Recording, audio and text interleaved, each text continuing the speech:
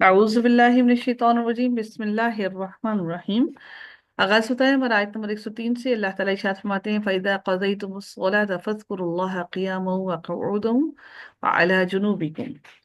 रब कायनात यहाँ पर इरशाद फरमाते हैं कि फिर जब तुम नमाज पूरी कर चुको, नमाज खौफ की बात चल रही थी, तो अल्लाह ताला यहाँ पर इरशाद फरमाते हैं फिर जब तुम नमाज पूरी कर चुको, यहाँ नमाज अदा कर देने का यानी कि से मुराद यहाँ पर नमाज खौफ है।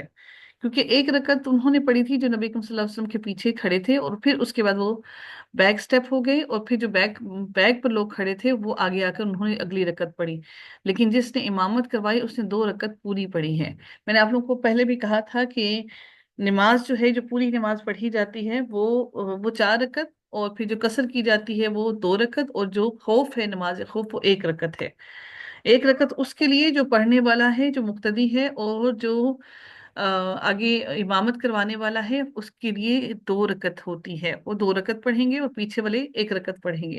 अल्लाह ताला ने ये हुक्म इसलिए दिया ताकि वो जो लोग मुशरिकीन मुसलमानों को मारने की कोशिश में हैं और इस डर पे हैं कि मुसलमान सब के सब नमाज में खड़े हों तो हम उन सारों को एक ही मर्तबा उनको नमाज की हालत में ही मार दें, तो अल्लाह ताला उनके बारे में यहाँ पर इरशाद फरमाते हैं कि जब तुम नमाज पूरी कर चुको तो खड़े हुए और बैठे हुए, यानी कि तुम खड़े हुए हो और बैठे हुए हो और अपने पहलुओं पर लेटे हुए हो, तो अल्लाह ताला को याद करते रहो। चूंकि नमाज कसर कर दी गई है, लिहाजा इसकी तलाफी के लिए खड़े बैठे और लेटे हुए जिक्र करने का हुक्म दिया गया है। दर हकीकत असल मकसद नबी अल्लाह ताला को याद करना है, और चाहे वो नमाज में हो या जो भी हो, अल्लाह ताला से अपने ताल्लुक को मजबूत करना है। इसलिए रब कायनात ने इरशाद फरमाया कि तुम जिस भी हालत में हो, नमाज मुकम्मल करने के बाद अल्लाह ताला को याद करो। अल्लाह ताला का जिक्र अगरचे तमाम नमाजों के बाद पसंदीदा है, लेकिन नमाज खौफ के बाद इसकी खास तौर पर ताकीद की गई है, इसलिए क्योंकि अल्लाह ताला ने खौफ की हालत में नमाज के अरकान में कमी कर दी है। तो अल्लाह ताला ने इसलिए मुसलमानों से ये कहा कि नमाज से फारिग होने के बाद अल्लाह ताला के जिक्र में मशगूल हो जाओ, अल्लाह ताला के जिक्र में मगन हो जाओ। एक तो सबसे अहम बात, तुम मैदान जंग में हो, ताकि अल्लाह ताला से ताल्लुक की मजबूती की वजह से अल्लाह ताला तुम्हारे हौसलों को बुलंद भी रखे, और तुम्हारे ईमान तरोताज़ा रहें, और रब कायनात तुम्हारे दिलों को तकवीत भी दे और बहादुरी भी अता फरमाए। इसलिए रब कायनात ने वाज़ेह तौर पर इरशाद फरमा दिया कि तुम इन नमाज मुकम्मल करने के बाद तुम अल्लाह ताला का जिक्र करो। फ़ाइदत फ़ाइदत मअनन्तुम फ़अक़ीमुस्सलाह। तो अल्लाह ताला मजीद इरशाद फरमाते हैं कि फिर जब बेखौफ हो जाओ, यानी कि जब तुम इत्मीनान में आ जाओ, और जब तुम बेखौफ हो जाओ, इत्मीनान में आ जाओ, फ़ाक़ीमुस्सलाह, तो फिर तुम पूरी की पूरी नमाज कायम करो। यानी कि फिर उसके बाद हालत अम्न में पूरी नमाज अदा की जाए, यानी जब खौफ और जंग की हालत खत्म हो तो फिर आम हालात में खुशू और खुजू के साथ, रुकू और सजदों के साथ, तमाम अरकान के साथ नमाज को मुकम्मल करो। इत्मनन तुम से मुराद क्या है कि खौफ से नफ्स को सुकून में आ जाना। इत्मनन तुम का मानी क्या है कि खौफ से इंसान का नफ्स जो है वो इत्मीनान में आ जाए। और फाइजन फाइजत मनन तुम मनन तुम सफर से अपने घर वापस आना भी इसका मानी दिया गया है। ठीक है, यानी कि जब इंसान अपने घर में वापस आ जाता है सफर से, तो तब भी इंसान एक सुकून की हालत में आ जाता है। रब कायनात आयत के अगले हिस्से में इरशाद फरमाते हैं कि इन्ना अस्सलात कानत अलल मुमिनीना किताबम मवकूता मवकूता। बिलाशुबा नमाज हमेशा से ईमान वालों पर ऐसा फर्ज है जिसका वक्त मुकर्रर किया हुआ है। इससे ये खास और एक अहम बात पता चलती है, वो ये है कि वक्त की पाबंदी नमाज की शराइत में से है, और नमाज की पाबंदी अल्लाह ताला की तरफ से आयद करता एक फरीज़ा है। नमाज के जो औकात नबी अकरम सल्लल्लाहु अलैहि वसल्लम ने मुकर्रर किए हैं, अल्लाह ताला ने उन्हें अपनी तरफ से मुकर्रर करदा फरीज़ा करार दिया है। मवकूतन से मुराद क्या है कि इसका एक मानी ये भी है कि एक मुकर्ररा वक्त पर, यानी जो वक्त उनके लिए मुकर्रर किया गया है, अल्लाह ताला ने वो वक्त मुकर्रर किया है, और अल्लाह ताला ने कहा है कि मेरे मुकर्रर किए हुए वक्त पर नमाज को कायम करो। अल्लाह ताला ने सूरह बकरा की आयत नंबर 238 के अंदर नमाज की मुकर्ररा वक्त पर कायम करने के बारे में अल्लाह ताला ने फरमाया कि सब नमाजों की हिफाजत करो, और खसूसन दरमियानी नमाज की, यानी कि असर की नमाज की, और अल्लाह ताला के लिए फरमाबरदार बनकर खड़े हो जाओ।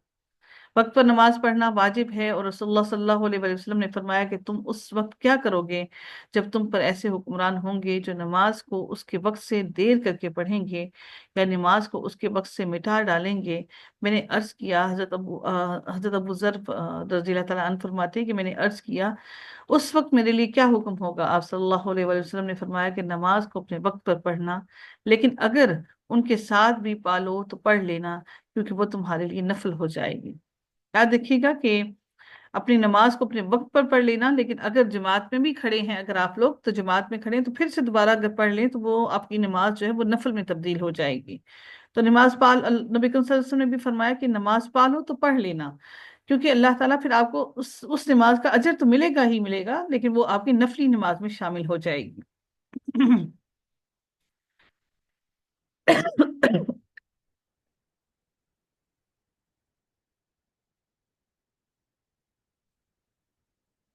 بخاری شریف کی ایک حدیث سے بیان کرنا چاہوں گی یہاں پر۔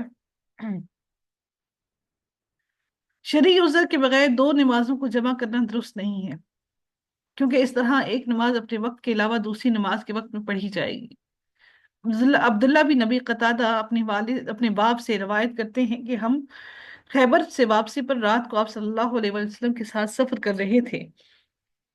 بعض لوگوں نے کہا یا رسول اللہ کیا اچھا ہو جو یہاں اتر پڑے۔ آپ صلی اللہ علیہ وسلم نے فرمایا مجھے خطرہ ہے کہ تم سو جاؤ گے اور نماز فجر کے لیے نہ اٹھو گے۔ حضرت بلال رضی اللہ تعالیٰ عنہ نے کہا کہ میں جگا دوں گا۔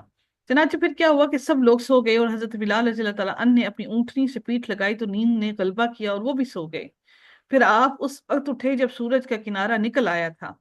آپ صلی اللہ علیہ وسلم نے سیدنا بلال سے پوچھا تمہارا قول کہاں گیا؟ حضرت بلال رضی اللہ تعالیٰ نے کہا مجھے تو ایسی نیند آئی جیسے پہلے کبھی نہیں آئی تھی۔ آپ صلی اللہ علیہ وسلم نے فرمایا اللہ تعالیٰ نے جب چاہا تمہاری روحیں قبض کر لیں اور جب چاہا تمہیں واپس دے دیں۔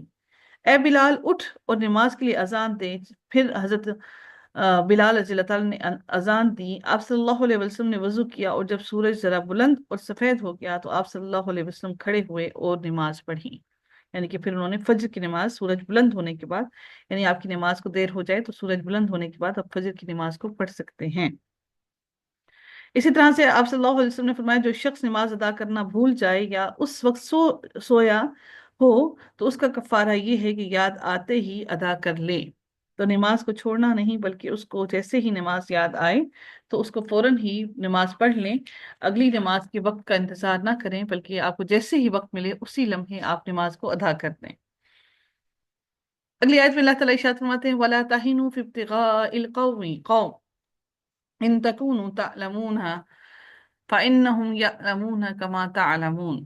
رب کائنات ارشاد فرماتے ہیں اس کے اندر اس آیت کا اگر شان نزول دیکھیں تو حضرت ابن عباس نے فرمایا کہ جب احد کی جنگ ہوئی اور مسلمانوں پر مصیبت آئی، نبی کریم صلی اللہ علیہ وآلہ وسلم پہاڑ پر چڑھے، تب ابو سفیان آیا اور کہا اے محمد زخم کا بدلہ زخم ہے، جنگ ڈول کی طرح ہے، ایک دن ہمارا اور ایک دن تمہارا۔ نبی کریم صلی اللہ علیہ وآلہ وسلم نے نبی کریم صلی اللہ علیہ وسلم نے صحابہ سے فرمایا اس کا جواب دو، تو انہوں نے کہا برابر نہیں ہے، ہمارے مقتول تو جنت میں ہیں اور تمہارے مقتول آگ میں ہیں۔ ابو سفیان نے کہا ہمارے لیے عزا ہے اور تمہارا کوئی عزا نہیں، یعنی کہ بت کا نام دیا۔ تو رسول اللہ صلی اللہ علیہ وآلہ وسلم نے فرمایا یہ کہو اللہ مولانا ولا مولا لکم، اللہ ہمارا مولا ہے اور تمہارا کوئی مولا نہیں ہے۔ ابو سفیان نے کہا اعلیٰ حبل، اور حبل سربلند ہو، تو رسول اللہ صلی اللہ علیہ وسلم نے فرمایا کہو اللہ اعلیٰ و اجل۔ ابو سفیان نے کہا ہمارا تمہارا وعدہ بدر صغرا کا ہے۔ اکرمہ نے کہا اس بارے میں یہ آیت نازل ہوئی کہ جس میں اللہ تعالیٰ نے یہ ارشاد فرمایا ان تکونوا تعلمون فانہم یعلمون کما تعلمون، یعنی اللہ تعالیٰ نے یہاں پر یہ آیت نازل فرما کر ان کو اس بات کا، ابو سفیان کو اس بات کا جواب دے دیا۔ اللہ تعالیٰ ارشاد فرماتے ہیں وَلَا تَهِنُوا فِي ابْتِغَاءِ الْقَوْمِ، اور اس قوم کے تعاقب میں ہمت نہ ہارو جہاد کا عمل جاری رکھنے کے لیے اس آیت کو اللہ تعالیٰ نے نازل فرمایا کہ اس قوم کے لیے تم ہمت نہ ہارو۔ اللہ تعالیٰ نے فرمایا کہ دشمنوں کے تعاقب میں کمزوری نہ دکھاؤ، اگر تم تکلیف اٹھا رہے ہو تو وہ بھی بالکل ایسے ہی تکلیف اٹھا رہے ہیں، اور اگر تم نے زخم کھائے ہیں تو انہوں نے بھی زخم کھائے ہیں، تم اللہ تعالیٰ کی رحمت اور جزا کے امیدوار ہو اور انہیں کوئی امید نہیں ہے اللہ تعالیٰ کی رحمت کی اور جزا کی۔ اگر کافر جنگ کے لیے ڈٹے ہوئے ہیں تو مسلمانوں کو ان سے بڑھ کر ڈٹے رہنا چاہیے، مسلمانوں کو کفار کا پیچھا کرنا چاہیے اور انہیں اس حال میں پہنچانا چاہیے کہ ان کی قوت ٹوٹ جائے اور وہ کسی مسلمان کے دین، جان اور مال کے لیے خطرہ نہ رہیں۔ اللہ تعالیٰ نے یہاں پر اسی بات کے بارے میں ذکر فرمایا ہے کہ اپنے دشمن کفار کو طلب کرنے، ان کے خلاف جہاد اور ان کے مقابلے میں تیار رہنے میں کمزوری اور سستی کا مظاہرہ ہرگز نہ کرو، ہرگز نہ دکھاؤ، کیونکہ دل کی کمزوری انسان کے جسم کو بھی کمزور بنا دیتی ہے۔ جب انسان کا دل مضبوط ہوتا ہے تو جسم بھی مضبوط رہتا ہے۔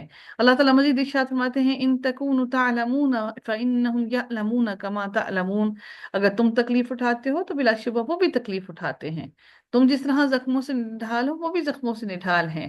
پھر رب کائنات ارشاد فرماتے ہیں اگلے حصے میں کہ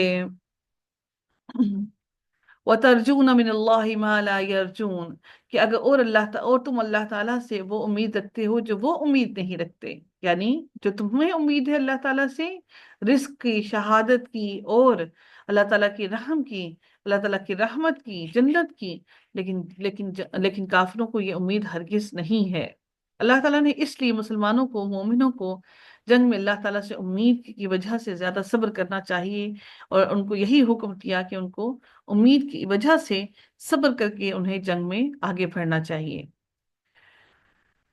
اللہ تعالیٰ سورہ بقرہ میں ارشاد فرماتے ہیں کہ یقیناً جو لوگ ایمان لائے اور جنہوں نے ہجرت کی اور اللہ تعالیٰ کی راہ میں جہاد کیا، وہی اللہ تعالیٰ کی رحمت کی امید رکھتے ہیں، اور اللہ تعالیٰ بخشنے والا اور نہایت رحم کرنے والا ہے۔ اللہ تعالیٰ ان کو کثیر ثواب دے گا، اور ان کو اس ثواب کی، کثیر ثواب کو یاد رکھنا چاہیے، اللہ تعالیٰ کے انعامات کو یاد رکھنا چاہیے، اللہ تعالیٰ کی رحمت کو یاد رکھنا چاہیے۔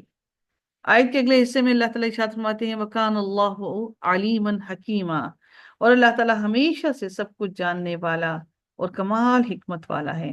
اللہ تعالیٰ نے نمازوں کو قصر کرنے سے پہلے سے اپنے علیم اور حکیم ہونے کا شعور دلایا ہے کہ حالت خوف اور امن کی حالت برابر نہیں ہوتی، چونکہ وہ علم رکھتا ہے، وہ جانتا ہے، اس لیے حکمت بھرے فیصلے کر سکتا ہے۔